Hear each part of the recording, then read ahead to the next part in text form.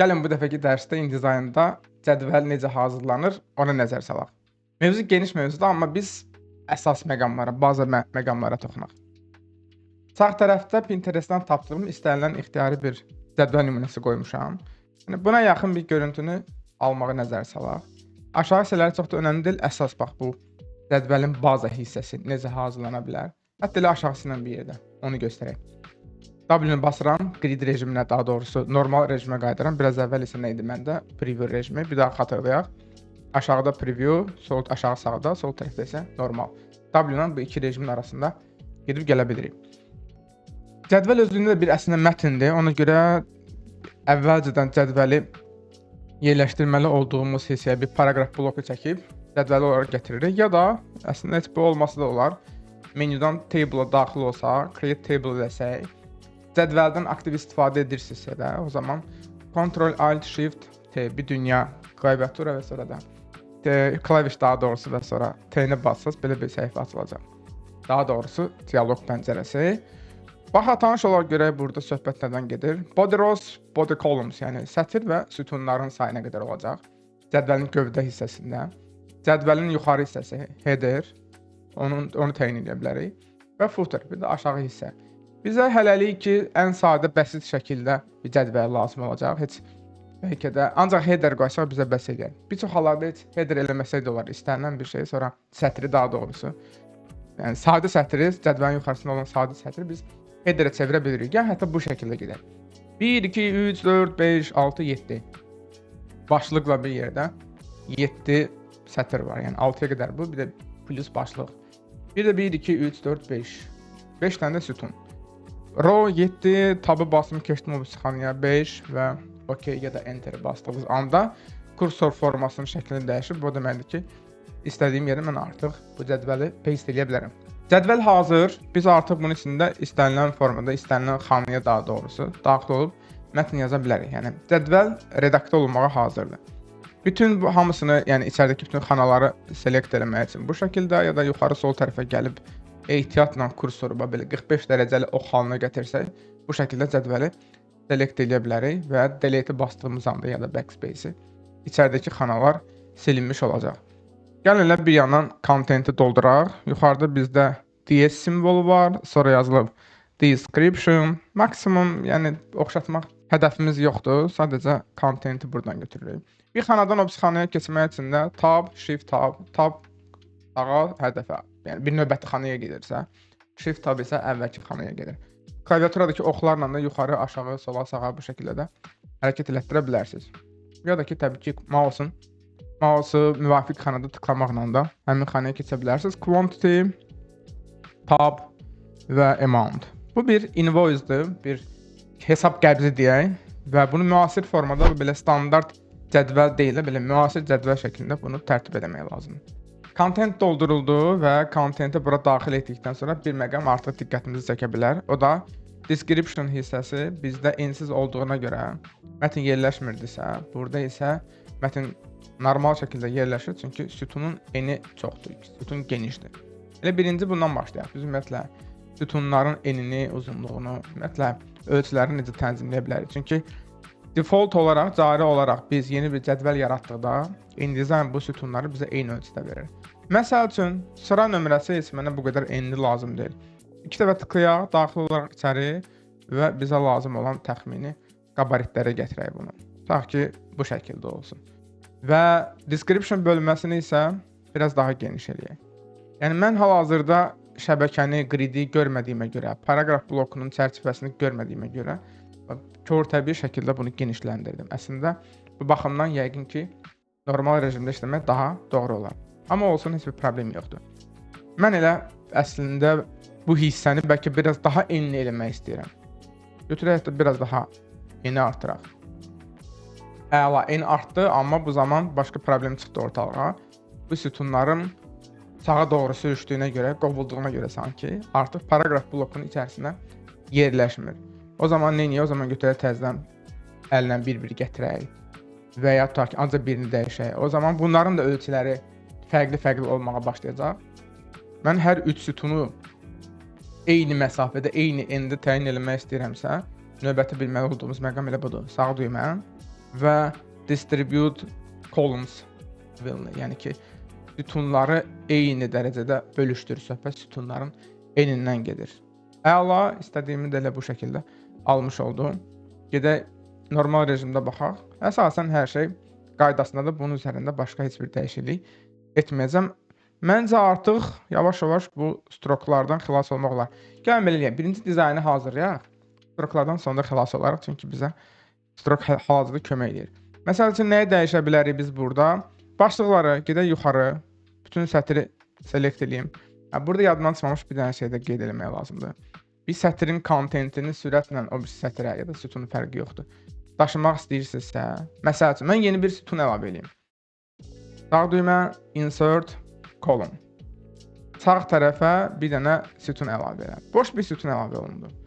Və bu kontenti bütün xanalar seçili olduğu halda kopyalasam, Ctrl+C, gəlib eyni qaydada bu sütunu da select eləsəm, Ctrl+V etdiyim anda rahatlıqla düzgün şəkildə bu bura köçmüş olacaq. Bir şərtlə ki, hər ikisini select eləyək. Çünki əgər mən select eləməsəm, o zaman mənasız bir görüntü alınacaq. Geri qaydaq, çünki bizə o sütun lazım deyildi. Mətnlə bağlı yuxarı hissəni qeyd eləyək və deyək ki, Acumen Pro şriftinin bold variantı olsun. Əla, hamısı böyük hərflərlə yazılsın. Type, change case, uppercase. Mətnin böyük hərflərlə, kiçik hərflərlə və ya fərqli konstruksiyada yazılmasını təyin edən bir funksiya idi. Type, change case, uppercase. İndi bütün yazılarım oldu böyük hərflərlə. Şrift ölçüləri məni əslində qane eləyir. Birazcık gəlin bunu kiçildə eləyək, tutaq ki, 10 point. Arada da save eləmək yaddan çıxmasın. Sonra nəyi dəyişək? Gedək ən aşağı hissəyə. Biraz aşağı bizdə fərqlənir dizaynı.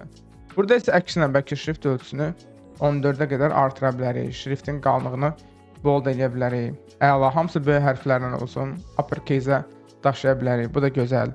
Gələk bizim bu xanaya. Left align-dır. Left align eləyə bilərik. Sonra 100 USD özü görməmiş kimi burada dollarda yazıblar, USD də yazıblar. Ona görə mən orada ancaq USD-ni saxladım. Şriftin ölçüsünü artıraq eləyək. Nə qədər eləyək? Eləyək tutaq ki 18. Şriftin qalınlığını eləyək bold. Hətta digərləri qalsın olduğu kimi. Və indi növbəti bilməli olduğumuz məqam. Bizim mətnimiz yapışıb xananın sol tərəfinə.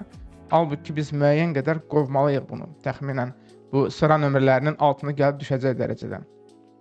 Xananın içində kənardan margin yaratmaq istəyirsə, padding yaratmaq istəyirsə, o zaman həmin xana seçilir və xana seçili olduğu halda baxın, yuxarı sağ tərəfdə gördüyünüz bu bölmələr elə xananın içindəki o məsafəni təyin edir. Bir səbəbdən əgər yuxarıda bax bu cədvəllə bağlı funksiyalar sizdə görünmürsə, menyuya gedib window və oradan type-a daxil olub, oradan table bölməsini aça bilərsiniz. Yəni vertical alignment, nə bilim, xanaların içindəki məsafələr, mətnin fərqli formada yazılması və s. cədvəlin sətr və sütunları ilə bağlı parametrlər hamısı bu bölmədə olacaq, bu pəncərədə olacaq. Bizə nə lazımdır? Sol tərəfdən müəyyən qədər məsafədə sürüşdürək. Bir dəyişiklik eləsəm sinxron bütün hər tərəfdən məsafə dəyişiləcək. Ona görə də biz bu bağlantını yığışdıraq, çünki mən ancaq sol tərəfdən dəyişiklik eləmək lazımdır. Sol, görürsünüz, ox sol tərəfdən mətni qovur. Bunu qovaq, nə qədər olsun? 7 mm yəqin ki, bəs eləyər. Bu da gözəl. Başqa bizim burada əslində xəttimiz, bu adi bildiyimiz shift aşağı xəttlə çəkmişəm bunu. Bir daha göstərəm shift. Yəni bir fiziki xətt deyil, bu da bir sanki mətndir. Shift command sol oxla birbaşa sətrin əvvəlindən, sonundan əvvəlinə doğru bütün həmin o intervalı select elədim. Bunu bold eləyək. Bəlkə nə bilim, şriftin ölçüsünü biraz artıraq, çox oldu, qaytaraq geri. Pis deyil, amma yəqin ki, mən bura ayrıca bir xətt çəkmiş olaram. Gəlin, eyb yoxdur, bizdə biraz fərqli olsun. Sonra biz mətnimizi bir balaca aşağı doğru sürüşdürmək istəyirik xəttdən. Altı aşağı yuxarı eləməklə biz artıq karakterdən, karakter pəncərəsini mətnlə işdən daha doğrusu bilirik ki, sətirlər arası məsafələrin dəyişməyin qaydası bu. İnterlinyajı artırıb azaltmaq üçün biz həmin sətri seçdik, ehtiyatlı olmaq lazımdır və alt yuxarı aşağı ilə bu məsafəni tənzimləyə bilərik. Başqa heç bir şeyə dəyməyəcəm. İndi ideal birə-bir eyni olmasın şərt deyil. Save eləmə yaddan çıxmasın.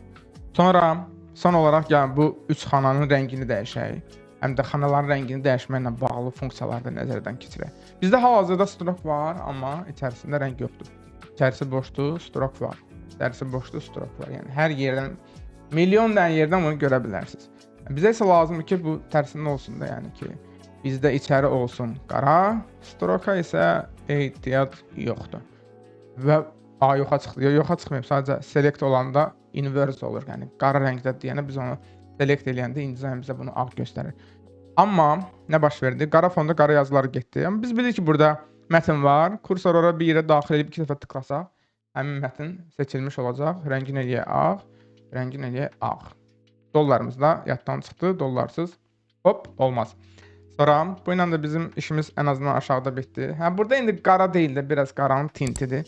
O çox da önəmli deyil. Hətta gəlin biz də yaxşı eləyək. Qaranın tintini də dəyişmək istəyiriksə, söhbət fondan gedib bir daha xatırlayaq.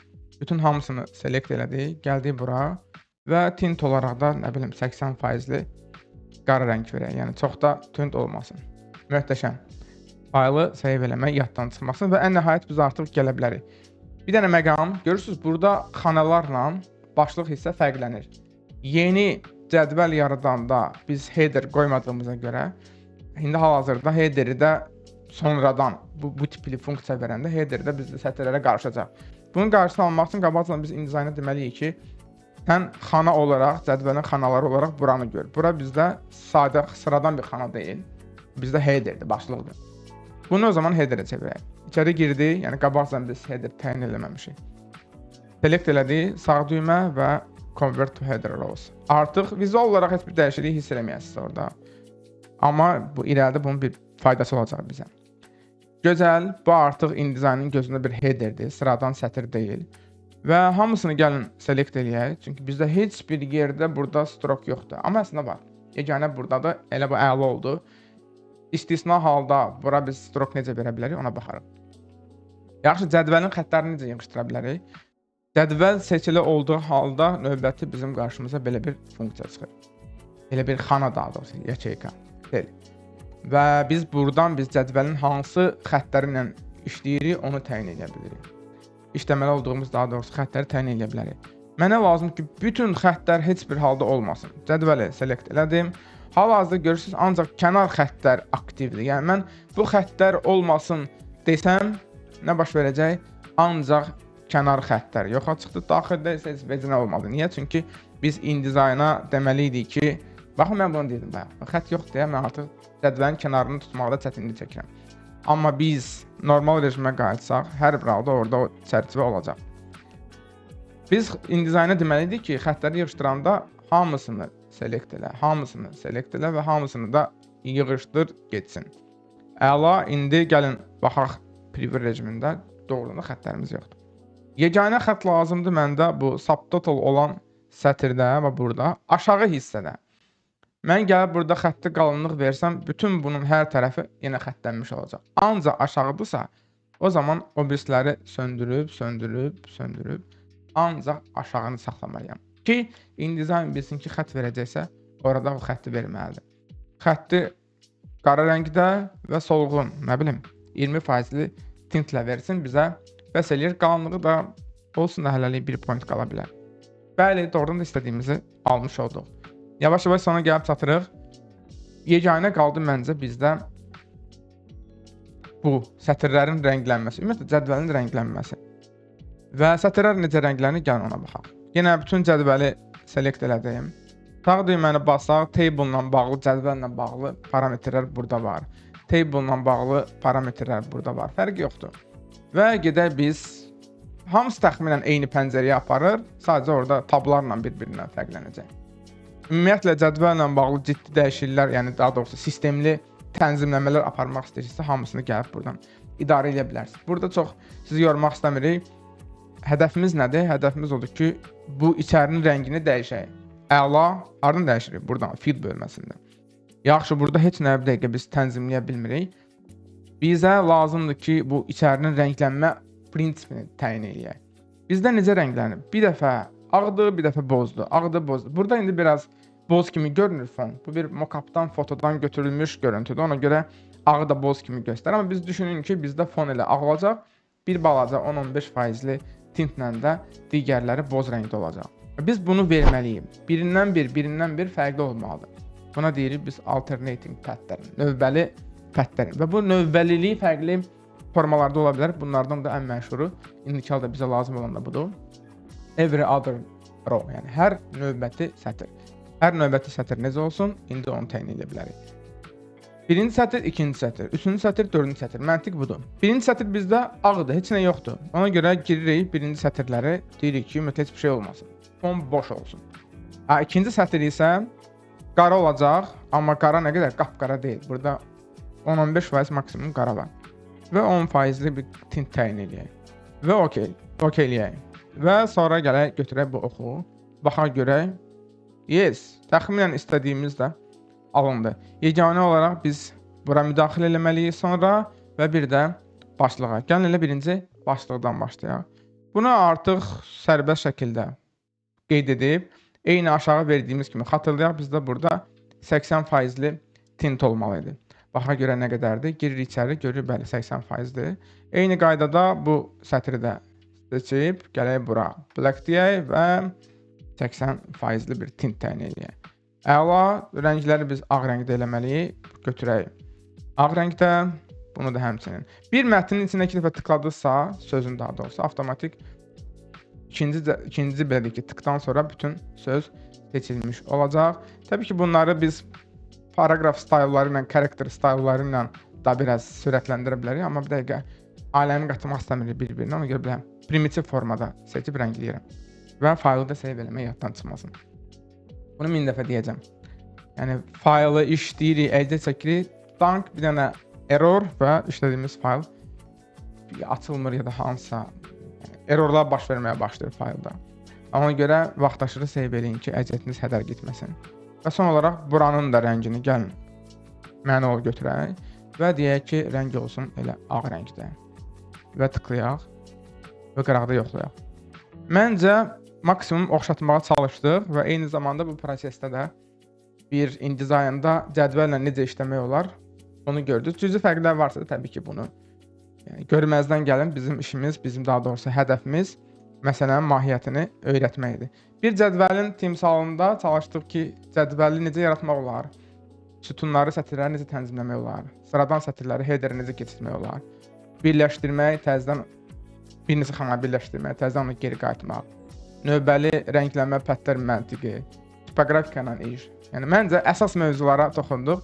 Tövsiyə elərdim ki, cədvəl yaradın, cədvəlin yaratdıqdan sonra yəni, müəyyən bir hissəni seçib sağ düyməni basıb bu funksiyaların üzərindən keçin. Yəni, baxın, görün, başqa orada hansı parametrləri var və ya da girin cədvəlin parametrlərinə, təbii ki, seçəndən sonra. Baxın, görün, oradakı parametrlər ümumi görüntüyə necə təsir eləyir. Maraqlı mövzudur, yəni, çox qəşəng, müasir, minimalist görüntü almaqlı cədvəlin çox az parametrlərinə toxunmaqla. Bunu da eksperiment aparıb yadda saxlamaq lazımdır. Bugünlük bu qədər. Növbəti dərsdə görüşərik.